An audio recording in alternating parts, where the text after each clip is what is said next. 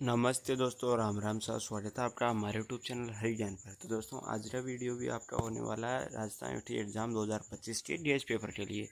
आज के वीडियो में 3 क्लासेज के सब्जेक्ट के डीएस पेपर बताने वाला हूं और यहीं से आपके प्रश्न आते हैं। आज जो ज्योग्राफी 4th सेमेस्टर का पेपर था वो 50% से ज़्यादा अपने डीएस पेपर से मिला है, जो हमने यूट्यूब से पर वीडियो बनाया था। और आपको पहले बता दूं, चैनल सब्सक्राइब कर लो, वीडियो को लाइक कर लेना और जैसे ही पेपर आपका होता है आप टेलीग्राम पर मुझे पेपर की फ़ोटो ज़रूर भेज दिया करो, क्योंकि मुझे ही पता लगे कितना पेपर मिला कितना नहीं मिला। और वीडियो में अगर आपको पेपर की फ़ोटो जो मैं बताता हूँ अगर समझ में नहीं आती है तो आप टेलीग्राम ज़रूर ज्वाइन कर लीजिए। वहाँ पर वीडियो के अपलोड होने के बाद 1 घंटा बाद में टेलीग्राम ग्रुप पर आपको PDF भेज दी जाती है। तो इस वीडियो में बताने वाला हूँ 2nd सेमेस्टर की BSc की केमिस्ट्री का डीएस पेपर और BOET का इकोनॉमिक्स का पेपर और 4th सेमेस्टर का income tax law and practice का पेपर। यहीं से आपके प्रश्न देखने के लिए मिलेंगे। तो यहाँ पर मैं आपको बता दूँ, ये सीरीज है वो पहली है 4th semester income tax law and practice, पहले इसका मैंने ऐड किया है। तो यहाँ पर देख सकते हो हाउ इस जो इम्पोर्टेंट क्वेश्चन है उनके मैंने रेड सर्कल कर लिया। अगर समझ में नहीं आता है तो टेलीग्राम ग्रुप ज्वाइन कर लीजिए, वहाँ पर PDF भेज दूंगा। अगर 2-4 विद्यार्थी कहेंगे पर्सनल मैसेज में कि सर PDF भेज दो। How is the tax liability of an एसेंस एसी determined with reference to his residence. और जो आल नंबरिकल क्वेश्चंस है उनको सभी को पढ़ लेना है। एक एक 2-2 पेज में दिए गए हैं, छोटे छोटे बिल्कुल पर्सन है, नंबरिकल पर्सन है। फिर अगला गया what is income, explain the foundation principles of determining income. फिर अगला सवाल है give the definitions and meaning of income tax. ये पर्सन ज़रूर आ सकता है, इम्पोर्टेंट है। फिर 2nd यूनिट से आ गया, मैं ओनली बड़े पर्सन बता रहा हूँ, छोटे नहीं बता रहा हूँ। What is meant by annual value of house property, how is it determined, what deductions are allowed from annual value in computing taxable income from house property। फिर अगला सवाल है explain the process of calculating income from business and profession under the income tax act 1961।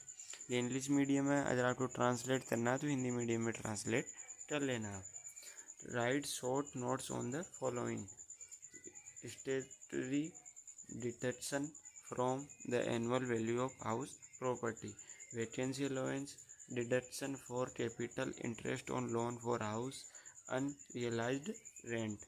फिर अपनी आ गई तीसरी unit में से explain the different kinds of incomes taxable under the head income from other sources। फिर अगला सवाल आ गया आपका explain clearly the provision of income tax act regarding the following casual income, interest income, dividend income. और जो आपके numerical question है उनको भी आपको पढ़ लेना है। फिर अगला सवाल आ गया आपका what do you mean by gross total income, explain the various deductions allowed from the gross total income in respect of certain incomes. फिर अगला सवाल आ गया आपका explain the circumstances under which the income of other persons are included in the total income of an AC.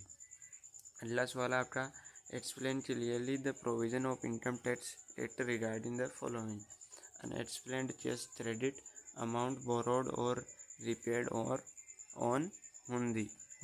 ये क्या है, जो इस सब्जेक्ट के हैं वही समझ पाएंगे। फिर आपके आ गया BA 2nd semester subject economics आपका डीएस पेपर। छोटे क्वेश्चन मिलने का कम चांस है, बड़े ज़रूर मिलेंगे आपके।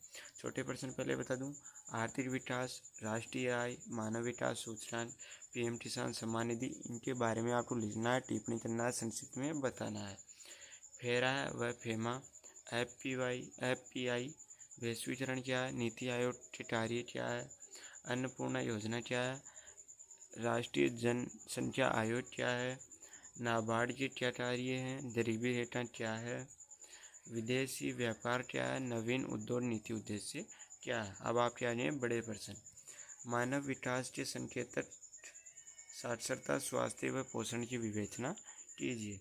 दूसरा सवाल आया आपका भारतीय अर्थव्यवस्था की वर्तमान एवं पूर्व की विशेषताएं की विवेचना कीजिए और हमारे टेलीग्राम ग्रुप भी ज्वाइन कर लीजिए। चैनल को सब्सक्राइब कर लीजिए, वीडियो को लाइक कर दीजिए। और एक और निवेदन है, अपने वीडियो पर एक हाइप का ऑप्शन आ रहा है, जहाँ पर शेयर डाउनलोड वाला ऑप्शन आता है, वहाँ पर हाइप का तो 3 हाइप मिलते हैं सप्ताह में, तो अपने वीडियो को ज़रूर आप हाइप कर देना।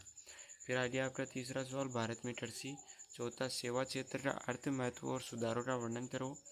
फिर अगला सवाल है, भारत में उद्योगों की भूमिका के महत्व पर प्रकाश डालें, उद्योगों की समस्याओं और समाधानों की विवेचना कीजिए। छठा सवाल है, अंतर्राष्ट्रीय मुद्रा कोष और विश्व व्यापार संगठनों के उद्देश्यों का विवेचन कीजिए। अगला सवाल है, भारत में विदेशी व्यापार की संरचना और प्रवृत्तियों पर चर्चा करें। आठवां सवाल है, भारत में आर्थिक नियोजन का पूरा वर्णन करो। नौवां सवाल है, नीति आयोग के गठन, आपत्तियों और कार्यों पर चर्चा करें।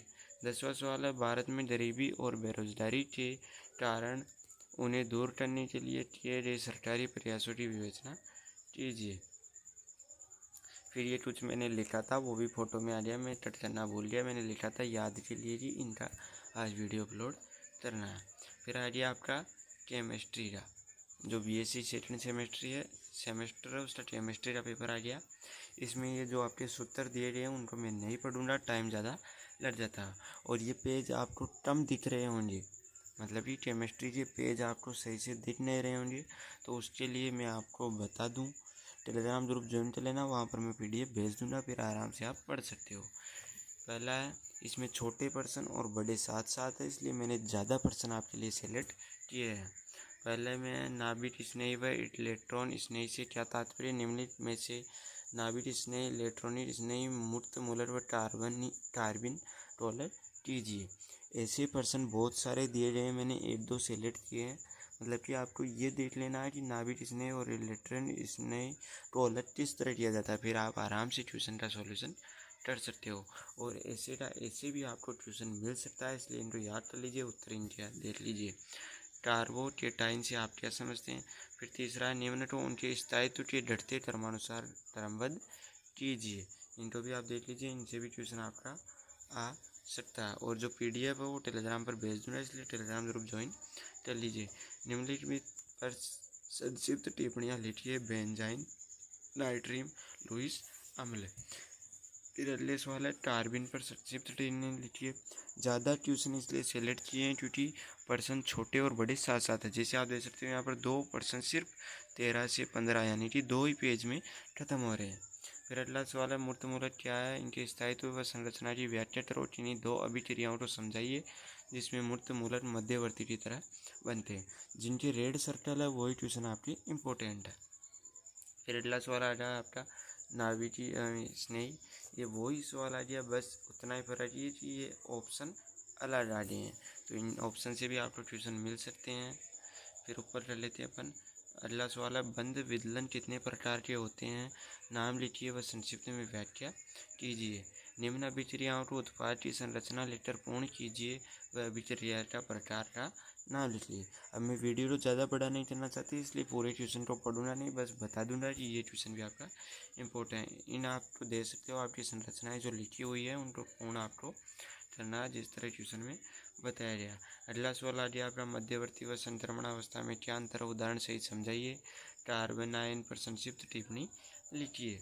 धीरे धीरे निकाल रहा हूँ, पॉज करके आप पढ़ सकते हो। फिर अगला सवाल आ गया, जो 16वां रेड सर्कल क्या वो इम्पोर्टेंट है।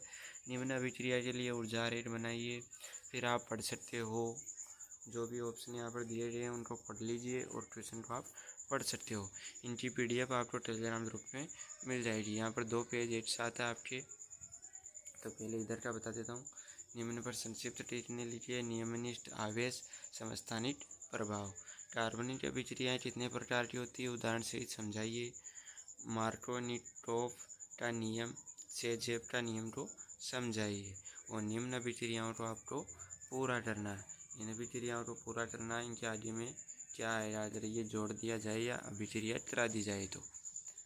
फिर अगला बता दूँ आपको, निम्न योजितों के IUPAC नाम लिखिए।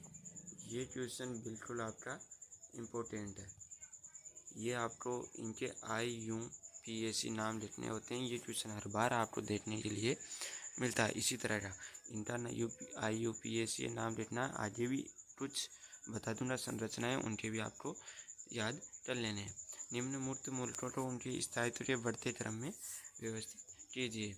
अनुनाद पर संक्षिप्त टिप्पणी लिखिए। टार्बनिक यौगिकों के IUPAC नाम कैसे लिखते हैं, ये भी आपका इम्पोर्टेंट पर्सन है, इसको भी आपको याद कर लेना है।